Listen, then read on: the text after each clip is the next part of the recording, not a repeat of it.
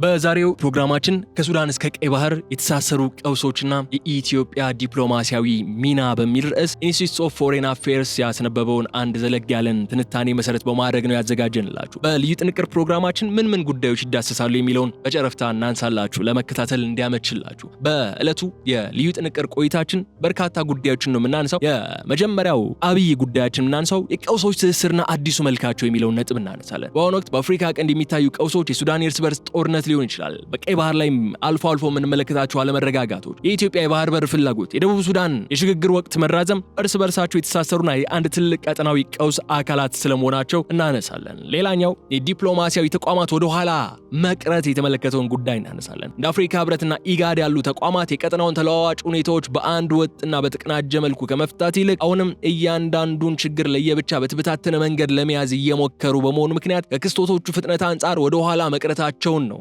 የሚያሳዩ መረጃዎች እየወጡ ያሉት። እሱንም እንመለከተዋለን። የቀውሶቹ መጠነ ሰፊ ተጽዕኖም እናነሳለን። የሱዳን ጦርነት በአገር ውስጥ ብቻ የተገደበ ሳይሆን የጎረቤት አገራትን ድንበር፣ የደቡብ ሱዳንን የነዳጅ መስመርና የቀይ ባህርን ደህንነት እየነካን የሚገኘው። በተመሳሳይ የደቡብ ሱዳን ምርጫ ወደ ታህሳስ 2026 መራዘሙ በቀጠናው ላይ የፖለቲካና የጸጥታ ስጋትን የሚፈጥር ጉዳይ ሆኖ ብቅ ብሏል። ከዚህ ባሻገር የቀይ ባህር ደህንነት ከየብስ ጋር ተያይዞ መነሳቱንም እናወሳለን። የሁቲ አማጽያን የሚደቅኑት ስጋትና በቀይ ባህር ላይ ያለው የወታደራዊ ኃይሎች ፉክክር የባህር ላይ ደህንነትን ከየብስ ጸጥታ ጋር በቀጥታ ዋህዶታል እየተባለ ነው ያለው። የሁኔታ አስተማማኝ የባህር ኮሪደር ለሚያስፈልጋት ሀገራችን ኢትዮጵያ ደግሞ ትልቅ ተጋላጭነትን የሚፈጥር ጉዳይ ነው። ከዚህ ባሻገር የኢትዮጵያን ተጋላጭነትና ዲፕሎማሲያዊ እድሎችንም በዚህ የልዩ ጥንቅር ቆይታችን የምንመለከታቸው ይሆናል። ኢትዮጵያ ከጂኦግራፊያዊ አቀማመጡ አንጻር ከዚህ ከተበታተነ የዲፕሎማሲ አካሄድ ቀጥተኛ ጉዳት የሚደርስባት አገር ብትሆንም ይህ ተጋላጭነት ወደ መልካም አጋጣሚ መለወጥም ግን ትችላለች። የኢትዮጵያ ቀውሶቹን ለየብቻ ከማየት ይልቅ የተቀናጀ የቀጠናዊ ትብብር መዋቅር ወይም ሆርን ሬድ ሲ ኮሪደር ሌየርን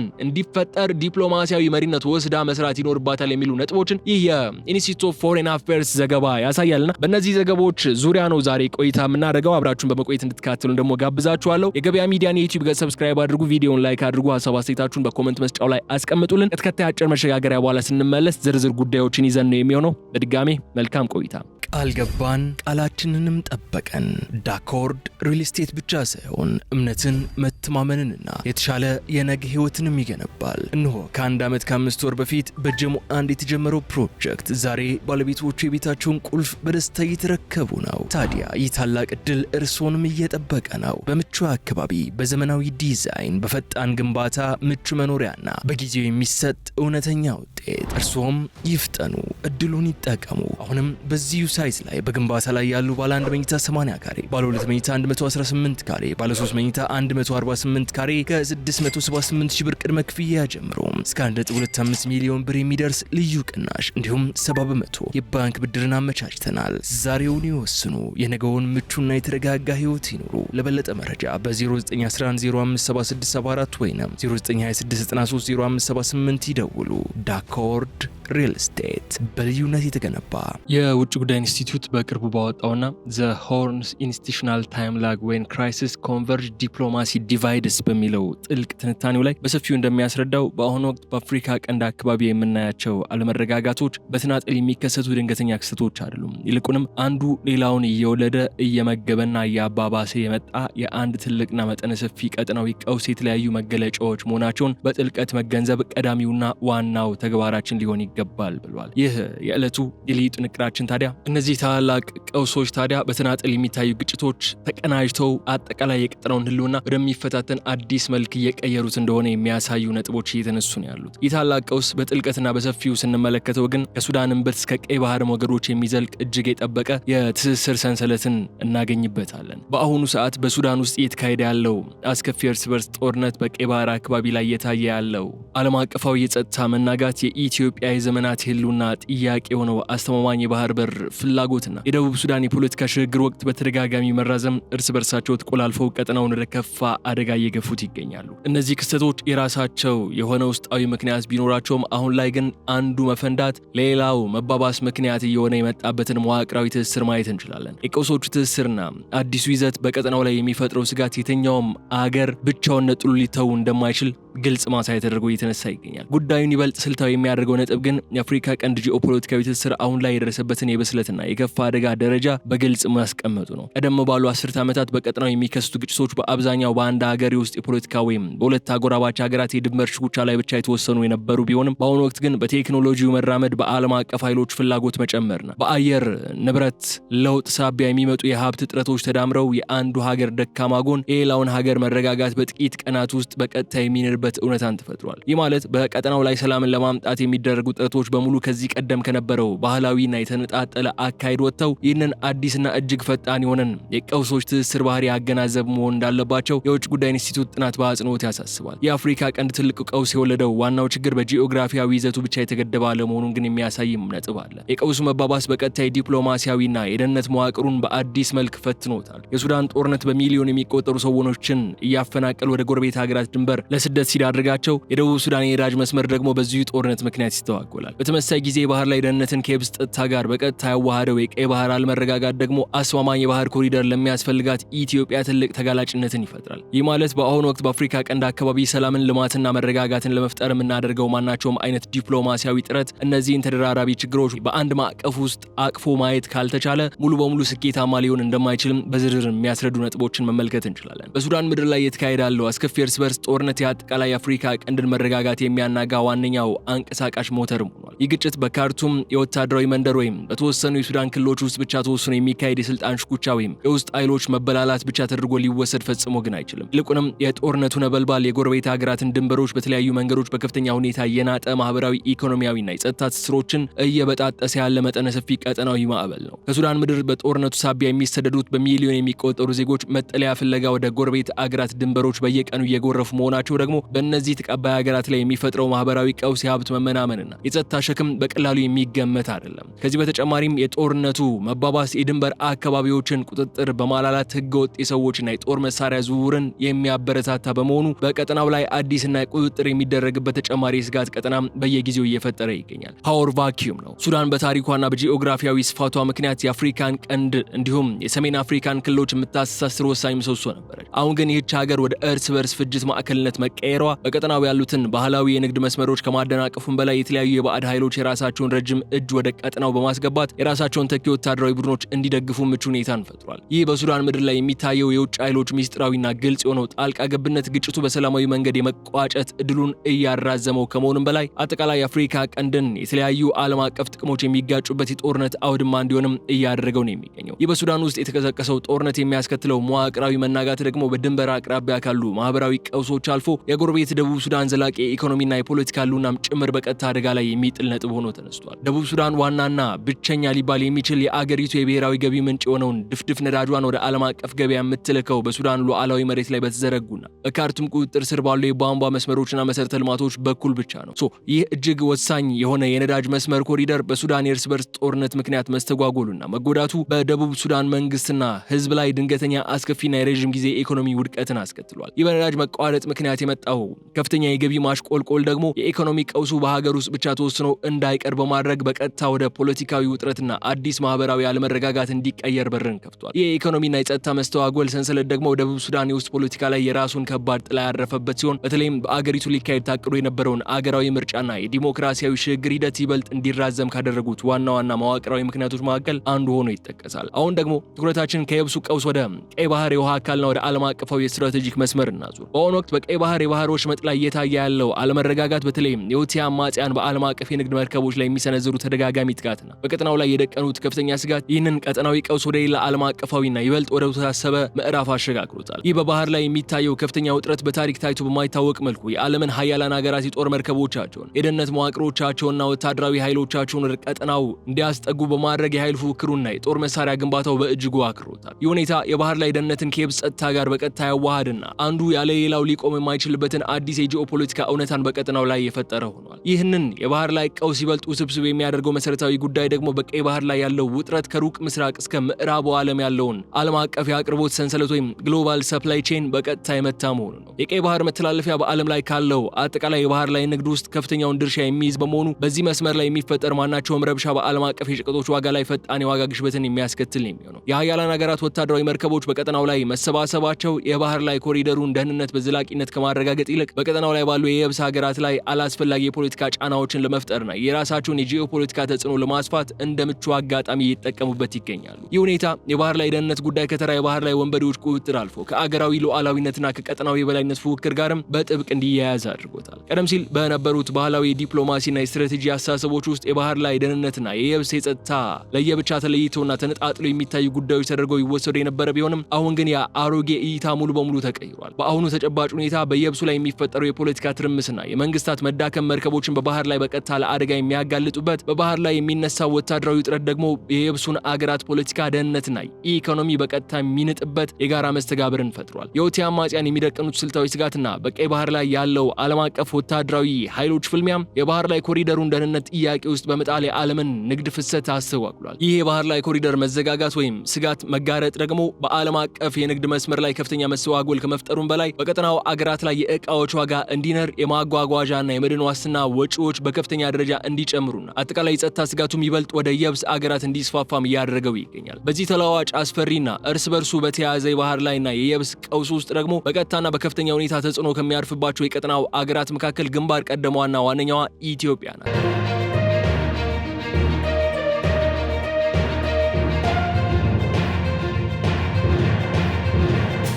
ኢትዮጵያ በህዝብ ቁጥር እጅግ ከፍተኛ የሆነችና የኢኮኖሚ እድገቷም ሆነ የዕለት ተዕለት ህልውናዋ ሙሉ በሙሉ በዓለም አቀፉ የወጪና የገቢ ንግድ ላይ የተመሰረተ አገር እንደመሆኗ መጠን አስማማኝ፣ ዘላቂና በከፍተኛ ሁኔታ ሊተነበይ የሚችል የባህር ኮሪደር ያስፈልጋታል። ነገር ግን አሁን በቀይ ባህር የውሃ አካል ላይ የተፈጠረው አለመረጋጋት፣ የሁቲ አማጽያን በትላንትናው ዕለት ሰነዘሩት የተባለው ጥቃት እንዲሁም የዓለም ሀያላን ሀገራት ወታደራዊ ኃይሎች መባደን የኢትዮጵያን ብሔራዊ ጥቅምና የባህር በር ፍላጎት ለከፋ መዋቅራዊ ተጋላጭነት ይዳርገዋል። አገሪቱ ለዓመታት ስትጠቀምባቸው የነበሩት የንግድ መስመሮችና ወደፊትም ልታስፋቸው ያቀደቻቸው አማራጮች ለአደጋ መጋለጣቸው የረጅም ጊዜ ስልታዊ እቅዶቿን፣ የኢኮኖሚ ዋስትናዋን፣ አጠቃላይ የልማት ጉዞዋንም በቀጥታ አደጋ ላይ የሚጥሉ ሆነው ነው የሚገኙት። የኢትዮጵያን ስልታዊ ስጋት ይበልጥ አሳሳቢ የሚያደርገው ሌላው መሰረታዊ እውነታ ደግሞ የባህር በር አለመኖር በአገሪቱ የረጅም ጊዜ የኢንዱስትሪ ልማትና የወጪ ንግድ ስትራቴጂ ላይ የሚጥለው ከባድ የስነ ልቦናና የፋይናንስ ጫና ነው። ኢትዮጵያ በርካታ የኢንዱስትሪ ፓርኮችን በመገንባትና የውጭ ቀጥታ ኢንቨስትመንትን በመሳብ የኢኮኖሚ መዋቅሯን ለመቀየር በከፍተኛ ሁኔታ እየሰራች ቢሆንም አስተማማኝና የተረጋጋ የባህር በር ኮሪደር ከሌለ ግን እነዚህን ኢንቨስትመንቶች በዘላቂነት ማቆየትና የዓለም አቀፍ ገበያ ተወዳዳሪነትን ማረጋገጥ እጅግ አስቸጋሪ ይሆናል። በቀይ ባህር ላይ የሚታየው የወታደራዊ ኃይሎች መባደንና የጎረቤት አገራት አለመረጋጋት ኢትዮጵያን በጂኦፖለቲካዊ መልኩ ለመክበብና ብሔራዊ ጥቅሟን ለማዳከም በሚፈልጉ ኃይሎች እንደ ምቹ መሳሪያ ሊያገለግል ስለሚችል አገሪቱ ከኢኮኖሚ ጥቅሟ ባሻገር የጸጥታ ስጋቷን ለመቀነስ አዲስ የባህር በር አማራጭ መፈለግ የሉና ጉዳይ ሆኖባታል። የኢትዮጵያ የባህር በር ፍላጎት ከተራ የቅንጦት የትርፍ ፍላጎት ወይም በቀጠናው ላይ የፖለቲካ የበላይነትን ለመቀዳጀት የሚደረግ ጊዜያዊ ጥያቄን ሳይሆን መዋቅራዊና ጂኦግራፊያዊ ተጋላጭነትን ለመቀነስ የሚደረግ የህልውናና የብሔራዊ ደህንነትም ትግል ነው። በቀይ ባህር አካባቢ ያለው የደህንነት መደፍረስና የወታደራዊ ኃይሎች መቀጠል ኢትዮጵያ በንግድ ልውውጥ ላይ የምታወጣውን የትራንስፖርትና የመድን ወጪ በእጅጉ ከመጨመሩም በላይ የተለያዩ የውጭ ኃይሎች በቀጠናው ላይ ያላቸውን ስልታዊ ተጽዕኖ በማስፋት የኢትዮጵያን ዲፕሎማሲያዊ አማራጮች ለማጥበብና ጥቅሟን ለመጋፋት ይጠቀሙበት ይገኛሉ ይላሉ። የባህር ላይ ደህንነት ከየብስ ጸጥታ ጋር በቀጥታ መዋሃዱ ኢትዮጵያ በየብሱ ላይ የምታደርገው የሰላም ጥረት በባህር ላይ በሚፈጠሩ ውጥረቶች በቀላሉ ሊናጋ እንደሚችልም ማሳያ ነው። የቀውሶቹን ትስስርና አዲሱን መልክ ይበልጥ በዝርዝር ለማብራራት ደግሞ ትኩረታችን ወደ ደቡብ ሱዳን ወቅታዊና ውስብስብ የፖለቲካ ሁኔታ መመልከት ይኖርብናል። በደቡብ ሱዳን ሊካሄድ ታቅዶ የነበረውና የአገሪቱን ወደፊት የፖለቲካ ዕጣ ፈንታ ይወስናል ተብሎ ሲጠበቅ የነበረው አገራዊ ምርጫ ወደ ታህሳስ 2026 መራዘሙ በአጠቃላይ በአፍሪካ ቀንድ አካባቢ ላይ ተጨማሪ የፖለቲካና የጸጥታ ስጋት ሊጋረጥ ያደረገ ሌላ ትልቅና መዋቅራዊ ክስተት ነው። ይህ የሽግግር ወቅትና የዲሞክራሲያዊ ሂደቱ በተደጋጋሚ መራዘም በግልጽ የሚያሳየው ጁባ የሚገኘው ማዕከላዊ መንግስትም ሆነ የተለያዩ የፖለቲካ ኃይሎች ገና መዋቅራዊ የሆኑ የውስጥ የፖለቲካ ስምምነቶችን ማጠናከርና ተቋማዊ መረጋጋትን መፍጠር አለመቻላቸው ነው። የዚህን ምርጫ መራዘም አገሪቱን የረጅም ጊዜ የፖለቲካ አለመረጋጋት ሰለባ ሊያደርጋት የሚችል ሲሆን ይህ የፖለቲካ መዘግየት በራሱ ብቻ ቆሞ የሚታይ ሳይሆን በጎረቤት ሱዳን ካለው አስከፊ እርስ በርስ ጦርነትና ከፍተኛ የኢኮኖሚ ውድቀት ጋር በቀጥታ የተገናኘና አንዱ ሌላውን የሚመግብ ጉዳይ ነው። ይህንን የደቡብ ሱዳን መዘግየት ይበልጥ አሳሳቢ የሚያደርገው ሌላው መዋቅራዊ እውነታ ደግሞ በአገሪቱ ውስጥ ያሉት ታጣቂ ኃይሎችና የፖለቲካ ቡድኖች በሰላም ስምምነቱ ትግበራ ላይ ያላቸውን ጥርጣሬና አለመተማመን አለመቀረፉ ነው። ምርጫው በተራዘመ ቁጥር የሽግግር መንግስቱ ህጋዊነት ወይም ሌጂቲመሲ በጥያቄ ውስጥ የመውደቅ እድሉ ሰፊ ከመሆኑም በላይ በሀገሪቱ የተለያዩ ግዛቶች ላይ ያሉ የጎሳና የፖለቲካ ግጭቶች እንደገና እንዲቀሰቀሱም ምቹ ሁኔታን ይፈጥራል። ደቡብ ሱዳን ያጋጠማት የፖለቲካ መራዘም በቀጠናው ላይ የሚገኙትን እንደ ኢትዮጵያና ኬንያ ያሉ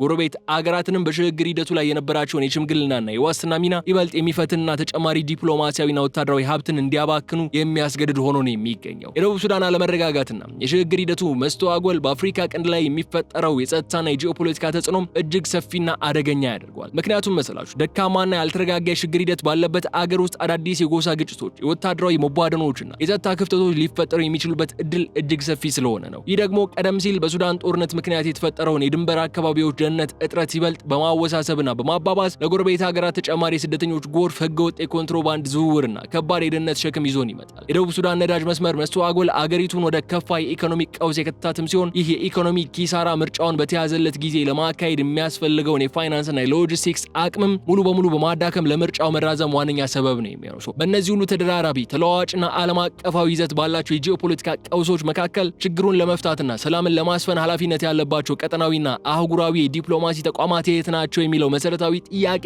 መነሳቱ አይቀሬ ይሆናል። የውጭ ጉዳይ ኢንስቲትዩት ያወጣው ጥልቅ ትንታኔ ይህንን ክፍተት በግልጽ የሚያስረዳ ሆኖ እናገኘዋለን። በተለይም እንደ አፍሪካ ህብረትና ኢጋድ ያሉ ተቋማት ከክስተቶቹ መባባስና ፍጥነት ጋር እኩል መራመድ እንዳልቻሉ ያሳያል። እነዚህ ተቋማት በአሁኑ ወቅት ኢንስቲትዩሽናል ታይም ላግ ወይም ተቋማዊ ሆነ ወደ ኋላ መቅረት የሚባለውን እጅግ አደገኛ ችግር ሰለባ ሆነዋል ይላል። የቀጠናውን ተለዋዋጭና እርስ በርሳቸው የተቆራኙ ሁኔታዎችን በአንድ ወጥ በተቀናጀና ሁሉን አቀፍ በሆነ አዲስ መዋቅር ከመፍታት ይልቅ አሁንም እያንዳንዱን ክስተት ለየብቻና በተበታተነ የድሮ መንገድ ለመያዝ እየሞከሩ ይገኛሉ ይላል። ይህንን የተቋማት ሽባነት ወይም ወደ ኋላ መቅረት ይበልጥ የሚያጎላው ጉዳይ በተቋማቱ ውስጥ ያሉ አባል ሀገራት የራሳቸውን ጠባብ ብሔራዊ ጥቅም ከቀጠናው የጋራ ሰላም አስቀድመው ለመጓዝ መምረጣቸው ነው ይላል የአይኤፍኤው ሪፖርት። እንደ ኢጋድ ያሉ ድርጅቶች መሰረታዊ የሆኑ የቀውስ መከላከያ መዋቅሮች ቢኖሯቸውም ውሳኔዎችን በተግባር ለመተርጎም የሚያስችል ጠንካራ የህግ ማስገደጃ አቅምም ሆነ የፋይናንስ ነጻነት ግን የላቸውም።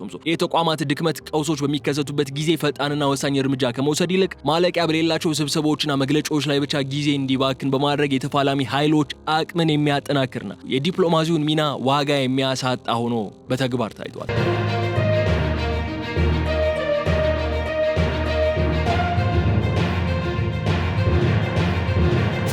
የአይነቱ የተፈታተነና የተነጣጠለ የዲፕሎማሲ አቀራረብ ደግሞ በአዲሱ የጂኦፖለቲካ እውነታ ውስጥ ትልቅ ስትራቴጂካዊ ስህተት ነው ሆኖ የምናገኘው። ምክንያቱም መስላችሁ አሁን ባለው ተጨባጭ ሁኔታ የሱዳንን አውዳሚ ጦርነት ከቀይ ባህር አለመረጋጋት ወይም የደቡብ ሱዳንን የፖለቲካ መዘግየት ከኢትዮጵያ የባህር በር ፍላጎትና ብሔራዊ ጥቅም ጥያቄ ነጥሎ ማየት ፈጽሞ የማይቻል በመሆኑ ነው። ተቋማቱ አሁን በድሮው የተለመደ የዲፕሎማሲ አካሄድና አሰራር ስርዓት ውስጥ መታጠራቸው እያንዳንዱን ክስተት እንደ ገለልተኛ ችግር በመቁጠር የተነጣጠለ ጥረትን ያደርጋሉ። ነገር ግን የአይነቱ አካሄድ ቀውሶቹ እርስ በርሳቸው ከሚመጋገቡበትና ከሚስፋፉበት እጅግ ፈጣን መዋቅራዊ ፍጥነት አንጻር ሲለካ እጅግ ወደ ኋላ የቀረና ፍሬ አልባ ሆኖ ተገኝቷል። ይህ የተቋማት የስትራቴጂክ ክፍተት ደግሞ የአቅም ማነስና የፖለቲካ ቁርጠኝነት መጓደል ቀውሱ በየቀኑ ይበልጥ እንዲባባስና መፍትሄ እንዳያገኝ ማድረጉ አልፎ የተለያዩ የውጭ ኃይሎች ጣልቃ ገብነትም ሰፊ በርን የከፈተ መሆኑን ነው በጥልቀት መገንዘብ የምንችለው።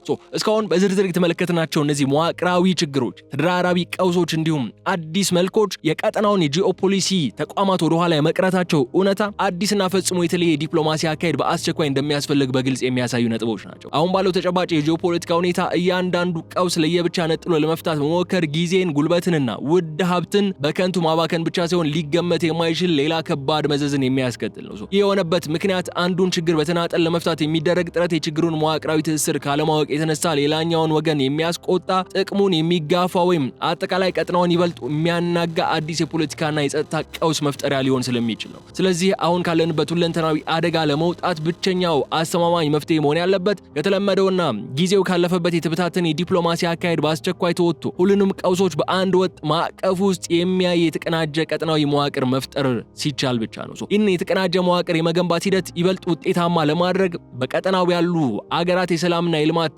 የማይነጣጠል ትስስር ወይም ፒስ ኤንድ ዴቨሎፕመንት ኔክሰስ በተግባር መቀበል ይኖርባቸዋል። የኢኮኖሚ ትስስርና የጋራ መሰረተ ልማቶች መዘርጋት አገራትን እርስ በርሳቸው ጥገኛ ስለሚያደርጋቸው የጦርነትና የትርምስ ፍላጎቶችን በከፍተኛ ሁኔታ የመቀነስ አቅም አላቸው። አዲሱ የዲፕሎማሲ ማዕቀፍ ወታደራዊና ጸጥታ ነክ ጉዳዮችን ብቻ ሳይሆን የውሃ ሀብት አጠቃቀምን፣ የኃይል አቅርቦትን፣ የባህር በሮች ፍትሃዊ አጠቃቀምና የጋራ የንግድ ቀጠናዎችን መፍጠርን ያካተተ ሰፊ ይዘት ሊኖረው ይገባል። ይህ ሲሆን ብቻ ነው እያንዳንዱ ሀገር በቀጠናው መረጋጋት ውስጥ የራሱን ዘላቂ ጥቅም ማየት የሚችለው። አዲሱ ስልታዊ መዋቅር የየብሱን ጸጥታና የባህር ላይ ደህንነትን በአንድ ወጥ ሰንሰለት ውስጥ የሚያሳስርና የሚያገናኝ መሆንም አለበት። ይህንን አዲስና የተቀናጀ አካሄድ በተግባር ላይ ለማዋል ደግሞ የአፍሪካ ቀንድ ሀገራት የቀይ ባህር ተሻጋሪ ጎረቤቶችና ዓለም አቀፋዊ ስልታዊ አጋሮች በአፍሪካ ቀንድና በቀይ ባህር መካከል ያለውን ውስብስብ መስተጋብር በአንድነት የሚመራ ወጥ የሆነ የጋራ የፖለቲካና የደህንነት መድረክን መፍጠር ይኖርባቸዋል። እንዲህ አይነቱ የተቀናጀ መዋቅር በተቋማዊ ደረጃ ተቀርጾ መሬት ላይ ሲዘረጋ ብቻ ነው የሱዳን ዘላቂ ሰላም፣ የደቡብ ሱዳን ተቋማዊ መረጋጋት፣ የኢትዮጵያ ፍትሃዊና አስተማማኝ የባህር በር ፍላጎት እንዲሁም በአጠቃላይ የቀይ ባህር ዓለም አቀፋዊ ደህንነት በአሸናፊ ዊን ዊን በሆነ መርህ ላይ ተመስርቶ ትክክለኛ ምላሽ ሊያገኝ የሚችለው። ኢትዮጵያ ከጂኦግራፊያዊ አቀማመጧ፣ ከህዝብ ቁጥሯ መብዛት፣ ከኢኮኖሚ ስፋቷና ታሪካዊ ከሆነው ዲፕሎማሲያዊ ክብደቷ አንጻር አሁን በቀጠናው ላይ ከሰፈነውና ተቋማቱ ከሚከተሉት የተበታተነው የዲፕሎማሲ አካሄድ ቀጥተኛ ፈጣንና ከፍተኛ ጉዳት የሚደርስባት ግንባር ቀደም አገር መሆኗ አጠራጣሪ አይደለም። ነገር ግን ይህ ታላቅ ስልታዊ ተጋላጭነትና የጂኦፖለቲካ ጫና በአግባቡ በብልሃትና በአዲስ መዋቅራዊ እይታ ከተያዘ ወደ ላቀ መልካም ስልታዊ አጋጣሚና ወደ ትልቅ የዲፕሎማሲ እድል ሙሉ በሙሉ ሊቀየር የሚችልበት ሰፊ መንገድ አለ። ኢትዮጵያ በቀጠናው የሚታዩት ቀውሶች ዙሪያ ሁልጊዜ ተመልካች፣ ስጋቶችን የምትከላከል ወይም የቀውስ ሰለባ ብቻ ከመሆን ወጥታ አዲስ ቀጠናዊ መፍትሄ የማመንጨትና የመምራት ተፈጥሯዊ አቅምን አላት። ይህንን እድል በተግባር ለመጠቀም ኢትዮጵያ በጎረቤት አገራት ዘንድ የሚታዩትን ስጋቶችና ጥርጣሬዎች በቅድሚያ የሚቀንስ ንቁ የህዝብ ለህዝብና የባህል ዲፕሎማሲ ሶፍት ፓወር ዲፕሎማሲ ማጠናከር ይኖርባታል። የሀገሪቱ ታላቅ የመሰረተ ልማት ፕሮጀክቶች ለምሳሌ የታላቁ የኢትዮጵያ ህዳሴ ግድብ የኤሌክትሪክ ኃይል አቅርቦትና የድንበር አቋራጭ የባቡርና የመንገድ ትስስሮች ለጎረቤት ሀገራት ልማት ያላቸውን አስተዋጽኦ በግልጽ በማሳየት የጋራ ብልጽግናን ማረጋገጥም ይቻላል። ኢትዮጵያ የምታቀርበው የባህር በር ጥያቄ የሌሎችን ሉዓላዊነት ለመጋፋት ሳይሆን የጋራ ኢኮኖሚያዊ አቅምን ለማሳደግ የታለመ መሆኑን በተግባራዊ የዲፕሎማሲያዊ ድርድር በማሳየት በቀጠናው ላይ ያላትን አመኔታና የመሪነት ሚናን ማረጋገጥን ትችላለች። ይህንን መዋቅራዊ ተጋላጭነት ወደ ላቀ ዲፕሎማሲያዊ እድል ለመቀየር ደግሞ ኢትዮጵያ ቀውሶቹን ለየብቻና በተንጣጠለ መንገድ ከማየት ሙሉ በሙሉ የጸዳ አዲስ ስልታዊ የዲፕሎማሲ መርህና ራዕይን መከተል ይኖርባታል። አገሪቱ በአፍሪካ ቀንድ የውስጥ ፖለቲካ ውስጥ ያላትን የጎላ ተሰሚነትና በቀጣይ በቀይ ባህር የውሃ አካል ላይ ያላትን ወሳኝና የማይታጠፍ ብሔራዊ ጥቅም በአንድነት በመጠቀም በአህጉሪቱና በቀጠናው የተቀናጀ የቀጠናዊ ትብብር መዋቅር እንዲፈጠር ቀዳሚውና ግንባር ቀደሙን ሚና መጫወት ይኖርባታል። ይህንን አዲስ ስትራቴጂካዊ መሪነት በተግባር በማሳየት ኢትዮጵያ የራሷን የባህር በር ፍላጎት፣ የንግድ መስመሮች ዋስትናና የረዥም ጊዜ የኢኮኖሚ ደህንነት ጥያቄዎችን ከቀጠናው አገራት የጋራ ሰላምና መረጋጋት ጋር በማይነጣጠል መልኩ ማስተሳሰርን እንደምትችል መገንዘብ እንችላለን። ይህ የውጭ ጉዳይ ኢንስቲትዩት ያቀረበው ስልታዊ ትንታኔ በግልጽ እንደሚያመላክተው ኢትዮጵያ በአፍሪካ ቀንድና በቀይ ባህር መካከል ወጥ አስተማማኝና ዘላቂ የሆነ የደህንነትና የልማት ትስስር ለመፍጠር ታሪካዊ ኃላፊነት እንዳለባት ነው። ይህንን እውን ለማድረግ ደግሞ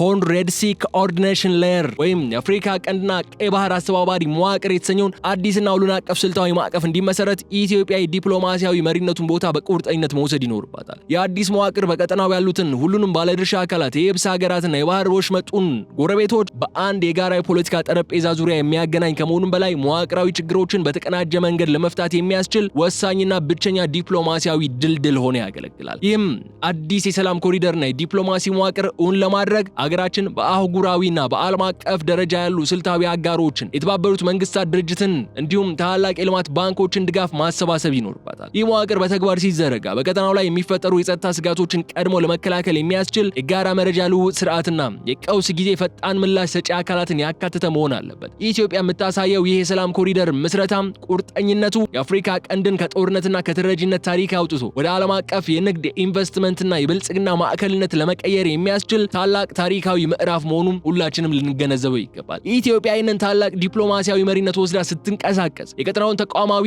ወደ ኋላ መቅረት ወይም ኢንስቲቱሽናል ታይም ላግ ችግር በአስቸኳይ ለመቅረፍ እንደ አፍሪካ ህብረትና የኢጋድ ካሉ ነባር ድርጅቶች ጋር በቅርብና በተለየ ስልት መስራት ይኖርባታል። የአዲስ አስተባባሪ መዋቅር የየብሱን ጸጥታ ከባህር ላይ ደህንነት ጋር በማይነጣጠል መልኩ በማጣመር ለሀገራችን ፍትሃዊና አስተማማኝ የባህር ኮሪደርን የሚያረጋግጥ፣ ለጎረቤቶቻችን ለሱዳንና ለደቡብ ሱዳን ደግሞ ዘላቂ ሰላምና ተቋማዊ መረጋጋትን ይዞ የሚመጣ ብቸኛው ስልታዊ አማራጭ ነው በማለት የዕለቱን ፕሮግራማችን እዚህ ላይ እንቋጫለን። የተከበራችሁ የገበያ ሚዲያ ተከታታዮቻችን አብራችሁን በመቆየት ስለተከታተላችሁን እጅግ አድርገን እናመሰግናችኋለን። የገበያ ሚዲያን የዩቲዩብ ገጽ ሰብስክራይብ አድርጉ፣ ቪዲዮውን ላይክ አድርጉ፣ ሀሳብ አስተያየታችሁን በኮሜንት መስጫው ላይ አስቀምጡልን። በቀጣይ በሌላ ጉዳይ መልሰን እስክንገናኝ ድረስ በቸር እንድትሰነብቱ በቸር እንድትቆዩ ተመኝቼ እዚህ ጋር እሰናበታለሁ።